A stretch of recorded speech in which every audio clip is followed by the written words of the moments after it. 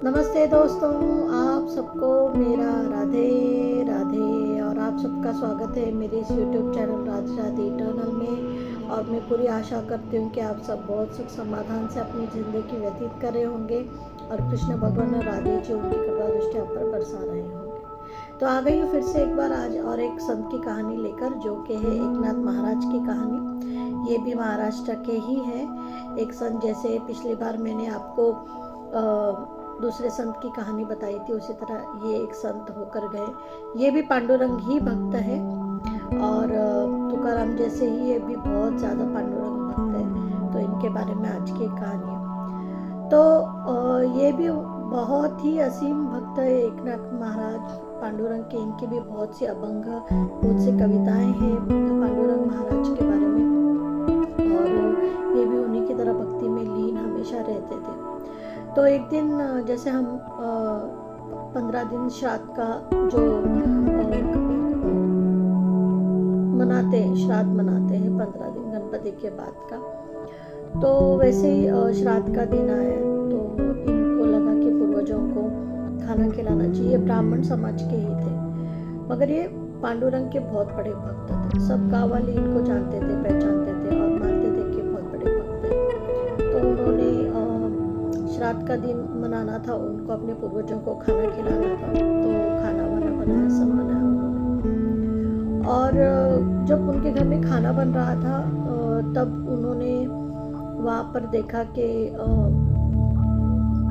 सब ब्राह्मण लोग आने में हैं, तो वो अपनी तैयारी कर रहे थे। लेकिन तभी वहाँ से उनके घर के बाहर से कुछ भिखारी जा रहे थे।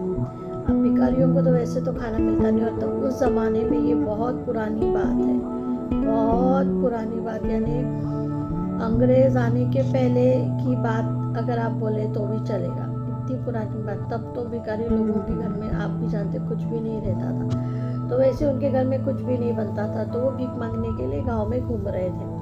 और जब वो गाँव में घूम रहे थे तो उनको इनके घर से बहुत ही स्वादिष्ट खाने की सुगंध आने लगी। तो हमें भी होता है ना, जब घर में कुछ अच्छा बनता है तो हमें सुगंध देते क्या खाना है, तो वो खाने के पहले उसकी सुगंध से ही हम इतने मोहित हो जाते हैं।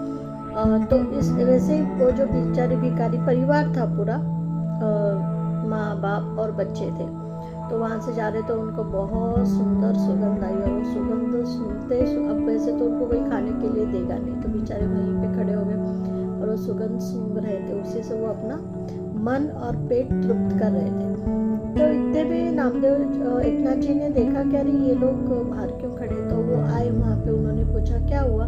तो बोले नहीं, आपके घर से जो खाने की सुगंध आ रही है उसका हम लाभ ले रहे हैं। हम वैसे तो ये सब खाना खा नहीं सकते हैं, इसीलिए हम लोग यहीं पे खड़े होके हम इसका सुगंध लेके अपने मन और अपने पेट को तृप्त करें। तो ये सुनने के बाद एकनाथ जी को इतना बुरा लगा।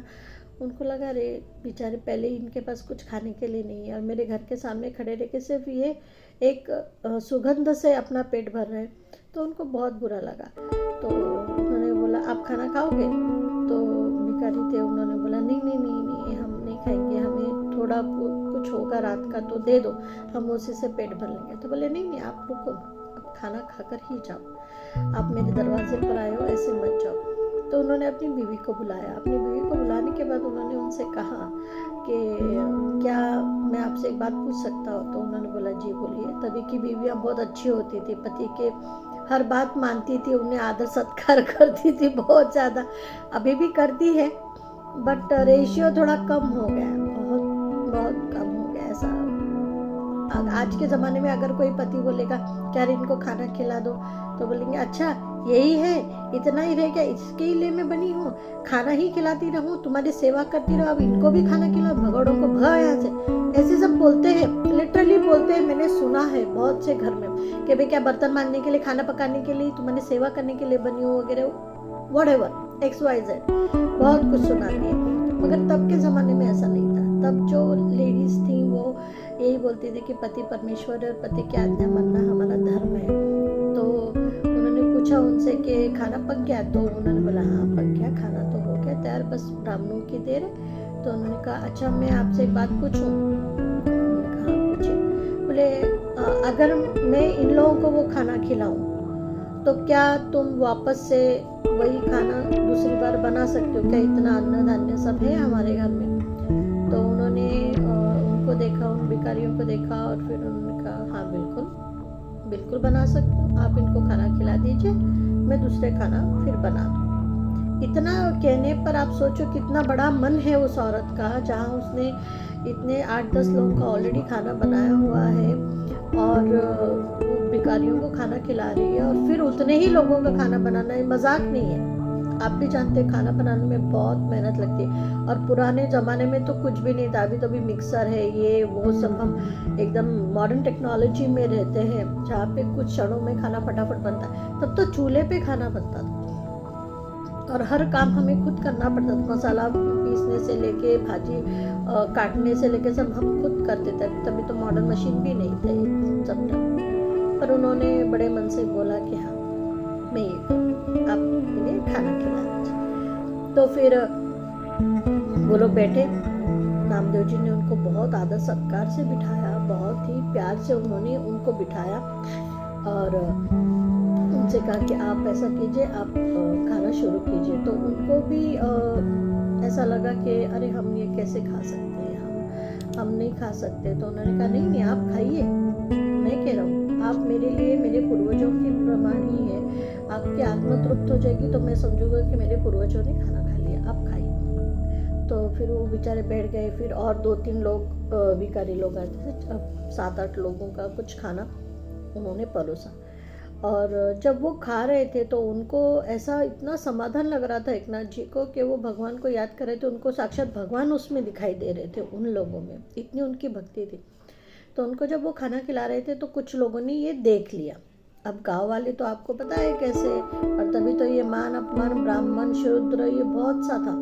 तो किसी ने देख लिया और उन्होंने जाके ब्राह्मणों को बोला कि अरे वो एकनाथ जी है ना, अपने घर में बैठ के भिखारियों को खाना खिला रहे हैं, ये हमारा अपमान कर रहे हैं, आज तो ब्राह्मण भोजन होता है, श्राद्ध का दिन है, हम लोग जाएंगे खाना खाएंगे तो उनके पितरों को क्या बोलते मुक्ति मिलेगी, उनके आशीर्वाद उनको मिलेंगे जब हम खाना खाएंगे, पर वो तो भिखारियों को खाना खिला रहे हैं तो हम लोग नहीं जाएंगे। तो ऐसा सब बातें फैल गई पूरे गांव में, और गांव में बातें फैलने के बाद उन्होंने एक बैठक ली सब ब्राह्मणों ने कि अगर वो भिखारियों को खाना खिला रहे तो हम उसके पास नहीं जाएंगे खाना खाने के लिए, हमें नहीं जाना है, ये हमारा अपमान है, हमारे पहले उसने उनको कैसे क्या खाना खिलाया, उसकी हिम्मत ही कैसे हुई, क्या समझता है वो पांडुरंग भक्त है तो कुछ भी कर सकता है। ऐसा बहुत सी चर्चा हुई और उन्होंने डिसाइड किया कि आज हम लोग बहिष्कार करेंगे, आज हम नामदेव जी के घर, एकनाथ जी के घर नहीं जाएंगे खाना खाने के लिए, और हम लोग देखेंगे वो कैसे उनके पितरों की आत्मा को तृप्त करते। तो नामदेव एकनाथ जी को, मेरे मुंह में बार बार नामदेव जी आ रहा है, सॉरी, एकनाथ जी को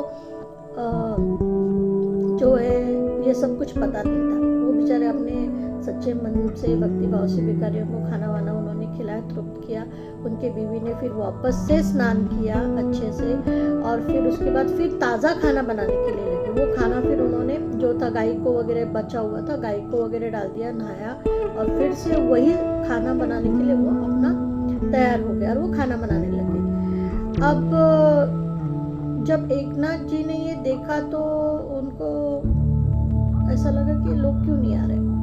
फिर वो जैसे बाहर देखने लगे तो उन्होंने देखा कि 2 आदमियों को लाठी लेके खड़ा कर दिया उनके घर के सामने कि किसी भी ब्राह्मण को जाने नहीं देना है उनके घर में आज खाना खाने के लिए, अगर कोई गलती से चला भी गया तो उसको धक्के मार के भेज दो, हम आज बहिष्कार करेंगे, आज हम उनको सबक सिखाएंगे। तो जब एकनाथ जी ने ये देखा तो उन्हें समझ में आ गया कि कुछ तो गड़बड़ हुआ है और ब्राह्मण लोग किसी को आने नहीं दे रही है, जो 2 लोग खड़े हैं किसी ब्राह्मण को अंदर आने नहीं देंगे करके। तो उन्हें बुरा लगा मगर उन्होंने कुछ बोला नहीं, वो झगड़े नहीं, उन्होंने कुछ बोला। उनकी बीवी ने पूरा खाना वाना तैयार किया और उसके बाद फिर एकनाथ जी है जो, जैसे मैंने कहा कि पांडुरंग भक्त है, सच्चे भक्त है, उनमें कुछ शक्तियाँ थी और सच्चे मन से वो भगवान को बुलाते तो भगवान भी आते थे। तो पूर्वजों का क्या है, तो उन्होंने सच्चे मन से पूर्वजों को, उनके पूर्वजों को नहीं, जो लोग ब्राह्मण जो लोग हैं उनके पूर्वजों को उन्होंने बुलाया अपनी शक्ति से। उनकी जो एक शक्ति थी, उनके भगवान ने जो उनको एक शक्ति प्रदान की थी, तो उस शक्ति से उन्होंने जो भी ब्राह्मण लोग उनके घर में खाना खाने के लिए आने वाले वाले थे उन लोगों के पूर्वजों को उन्होंने बुलाया कि आप आइए और खाना खाइए, और लिटरली वो लोग आए। लिटरली जो ब्राह्मण लोग उनके घर में खाना खाने के लिए आने वाले थे उनके पूर्वज वहाँ आ गए, और बाहर खड़े जो लाठी वाले लोग थे उनको कुछ भी पता नहीं था कि अंदर क्या हो रहा है।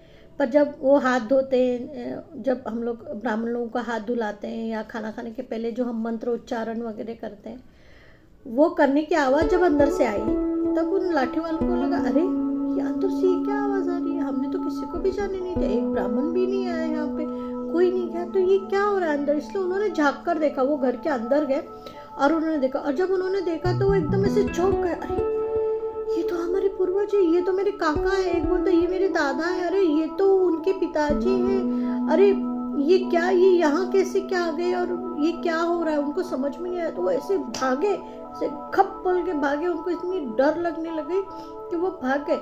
वो भाग के वो जो ब्राह्मण लोग थे जिन्होंने उनको खड़ा किया उनको बोले अरे आपको पता नहीं आपके पूर्वज उनके घर में बैठ के खाना खा रहे, आपके दादाजी आए, मेरे चाचा जी आए, इसके पिताजी आए, ये लोग सब बैठ के वहाँ खाना खा रहे और ये चमत्कार है, बोले हमें भी पता नहीं चला ये कैसे हो गया।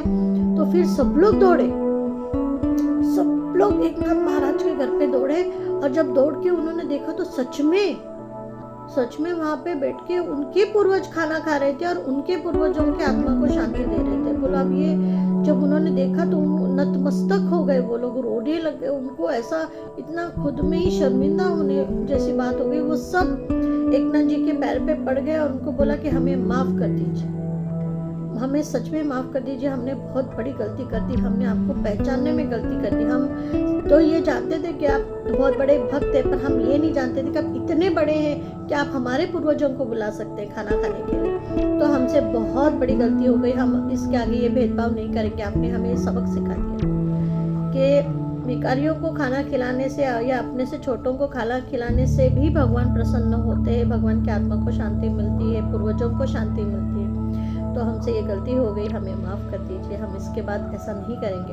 और फिर वो लोग भी आ गए वहाँ पे, उन्होंने भी खाना वाना खाया, उनको आशीर्वाद दिया, उनके पूर्वजों को आशीर्वाद दिया, पूजा विधि हुई और सब लोग बहुत खुशी से वहाँ से चले गए। तो दोस्तों ये कहानी आज आपको बताने का कारण यही था कि हम बोलते हैं हमने ये कर दिया, हमने वो कर दिया, नहीं ऐसा कुछ नहीं रहता है। इसको क्यों खाना खिलाना, उसको एक बात ध्यान में रखिए, मैं नहीं जानती कितने लोग अपने घर में आजकल पूर्वजों को खाना खिलाते हैं, ये मैं नहीं जानती, पर मैं इतना ज़रूर कहूँगी कि ठीक है आप साल में सब आजकल बहुत बिजी होते हैं, सबके पीछे बहुत काम होता है, बहुत ही होता है, पर एक चीज़ मैं आज आपसे बोलना चाहूँगी कि जब ये 15 दिन जो होते हैं ना पूर्वजों के, जो हम मनाते गणपति के बाद के 15 दिन जो होते हैं, ये बहुत महत्वपूर्ण होते हैं। इस दिन आप ये 15 दिन में आप जितना कुछ करेंगे अपने पूर्वजों के लिए उतने आशीर्वाद आपको मिलेंगे, सच में मिलते हैं, मैं जानती हूँ इस बात को, वो आशीर्वाद देते हैं। ठीक है आप घर में नहीं पका सकते, बिजी हैं, ये है जो कुछ भी होगा आपके पास, लेकिन एक काम आप जरूर कर सकते हैं इस 15 दिनों में। जब भी आपको कोई बूढ़ा इंसान, कोई भिखारी, कोई बच्चा, जो भी आपको रास्ते में मिले, उसे कुछ ना कुछ आप जरूर खिलाइए इन 15 दिनों। ऐसा समझिए कि आप अपने पूर्वजों को खिला रहे, ऐसा समझिए कि सच्चे मन से ऐसा आप मन में लाए कि मेरे पूर्वजों को मैं घर में नहीं कर सकता है, जो भी ये मैं उनके नाम से आप इसको दान कर रहा हूँ। इतना भी अगर आप करेंगे तो भी आपको अपने पूर्वजों का आशीर्वाद जरूर मिलेगा। और किसी भूखे को खाना खिलाना बहुत पुण्य का काम है। और अगर आपकी हैसियत है, अगर आप कर सकते हैं, तो जो वृद्धाश्रम होता है, हम सब चाहते हैं वृद्धाश्रम या बच्चों का जो आश्रम होता है, वहाँ पे कुछ दान कर दीजिए। अन्नदान करेंगे तो इससे बड़ा पुण्य कोई नहीं, पर मैं जानती हूँ इतना हम नहीं कर सकते, लेकिन थोड़ा कुछ पका हुआ ही खाना देना है ऐसा कुछ नहीं होता है। आपने 10 किलो चावल दे दिया या ये दे दिया, गेहूँ दे दिए, या जो कुछ भी आपकी इच्छा शक्ति वो अगर आप देंगे अपने पूर्वजों के नाम से, तो भी आपके पूर्वज आपको बहुत आशीर्वाद देंगे। पर कुछ कीजिए, श्राद्ध के दिनों में थोड़ा बहुत तो अन्नदान करना जरूरी होता है। या किसी बच्चे को देख लिया आपने, एक बच्चे को एक समोसा ही खिला दीजिए, 10-12 रुपए, 15 रुपए, 20 रुपए का, 20 रुपए तो कहीं नहीं जाते।